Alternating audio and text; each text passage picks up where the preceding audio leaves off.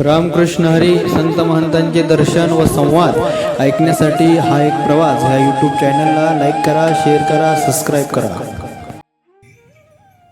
आणि बाबा आता काय झालंय, जे आमची नवीन साधक मंडळी की यांच्या मनामध्ये काय झालंय की आता मी पूर्वी तुमच्या चर्चा केल्या गोष्टी चर्चा केली की हा संप्रदाय असा, हा संप्रदाय तसा, यावर तुमचं काय मत आहे? संप्रदायाची जी वरिष्ठ मंडळी, ह्या वरिष्ठ मंडळींना खऱ्या अर्थानं यथार्थ ज्ञान समाजाला प्राप्त देत नाही. तुम्ही कुठलाही वारकरी संप्रदाय असू द्या, महानुभाव संप्रदाय असू द्या, जगद्गुरू जनार्दन स्वामींचा संप्रदाय असू द्या, स्वाध्याय परिवार असू द्या, ज्या संप्रदायामध्ये मानवामध्ये द्वेष निर्माण केला जातो, किलमिश तयार केलं जातं, तो संप्रदायाचा सांप्रदायिक नाहीतच.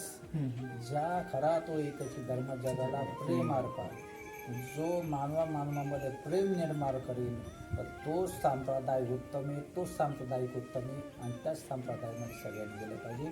आणि सगळ्या संप्रदायाची शिकवण तीच आहे. फक्त संप्रदायाचे जे प्रतिनिधित्व करणारी मंडळी यांनी समाजाला मिसगाईड केलेली. म्हणून खऱ्या अर्थानं लहान वर्गाला शिकण्यापेक्षा मोठ्या वर्गाने शिकणं अतिशय गरजेचं आहे.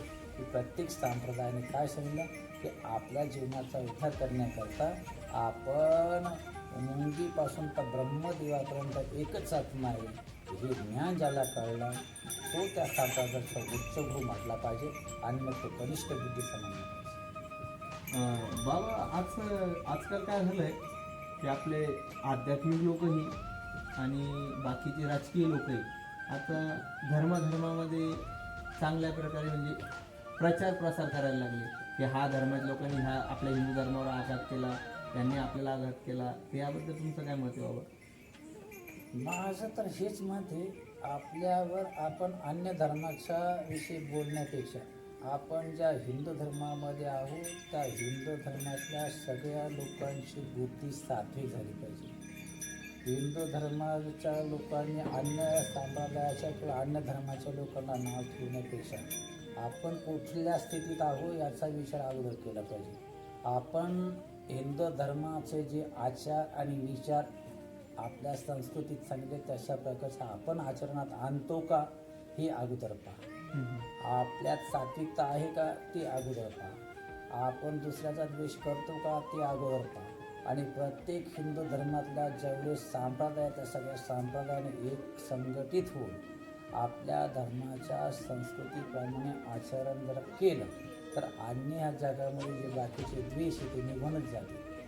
पण आपण ते करत नाही म्हणून ते किलबिश तयार होतं. हा म्हणतो की आम्ही वरिष्ठ, तो म्हणतो की आम्ही वरिष्ठ. नाही तसं पाहिलं तर मी थोडं आणखी खालच्या भाषेत सांगायचं म्हटलं ना तर जशी पूर्वीच्या काही तमाशाची फळं होती, त्या तमाशाच्या फळामधले ते तमाशाचे एक कलाकार नाही त्याचा तो बॉस मी पाहिलेलं आहे लहानपणी. तमाशाचं एक खेळ कसं म्हणजे तो त्याचा बॉस मुख्य वेळ. आणि मग त्यांनी काय करायचं त्या तमाशातला तो जो तुकाराम खेळकरी त्याच्या आधी प्रत्येकाला कलाकार म्हणून तो सांगेल तसं त्यांनी जागायचं वागायचं. मग कसं करता, कारण जर तसं वागलं नाही तर तो काढून टाकेल त्याला. आणि मग त्या भीतीपोटी यांनी मला काढू नये म्हणून तो सांगेल तसं वागायचं. तसं आज आमच्या प्रत्येक संप्रदायामध्ये झालेलं आहे. मी म्हणतो ते खरं, तू म्हणतो तो म्हणतो ते सगळं खोटं. तस्मात शास्त्रप्रमाण श्रीमद भगवद्गीतेचे जे ज्ञान आहे तो जो सांगेल ते जे तत्त्वज्ञान जगाला पाहिजे त्याचं तत्त्वज्ञान खरं आहे. आणि त्या तत्त्वज्ञान ज्याच्याकडे असेल त्याच्याकडे समाजाने गेलं पाहिजे आणि त्याचंच मान्य केलं पाहिजे. गीता तत्त्व हे सत्य. आपल्या धर्मामध्ये सगळ्यात महत्त्वाचं की ही शोकांतिका 450 भाषेमध्ये गीतेचं ट्रान्सलेशन झालं, पण तरीही आपण श्रीमद भगवद्गीता किंवा माऊली ज्ञानेश्वर महाराजांनी सुंदर अशी ज्ञानेश्वरी काढली, पण ती ज्ञानेश्वरीच वाचत नाही. म्हणून ज्याला वाचायचं असेल त्याने वाचावं, वाचेल तर वाचेल, ज्याला वाचायचं त्याने वाचावं आणि वाचेल तर वाचेल. म्हणून हे सगळं किलमिश काढून टाकायचं असेल त्यांनी श्रीमद भगवद्गीतेचं तत्त्वज्ञान जिथं त्याचा प्रचार प्रसार असेल तिथंच गेलं पाहिजे.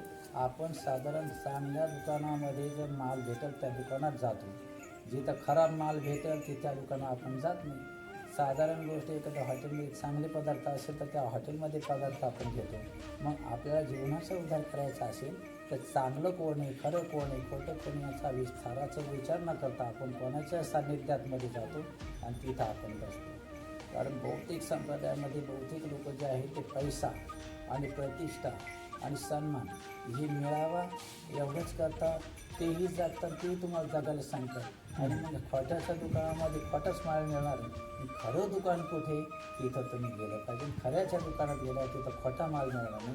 सोनाराच्या दुकानात गेल्यानंतर तुम्हाला काही तिथं तांदूळ मिळणार नाही आणि तांदळाच्या दुकानात गेल्या तिथे सोनं भेटणार नाही. तसंच समाजाने प्रसन्न झालं पाहिजे. काय जगामध्ये सत्य काय असत्य याचा सारा विचार करून त्या दुकानामध्ये गेलं पाहिजे. संत ओळखता आले पाहिजे, संत समजता आले पाहिजे आणि संत आणि ग्रंथ ज्याला कळले त्याची पूर्ण होईल. मग हे सगळं किल्मीस काढायचं असेल तर त्याच्याकडे संत आणि ग्रंथ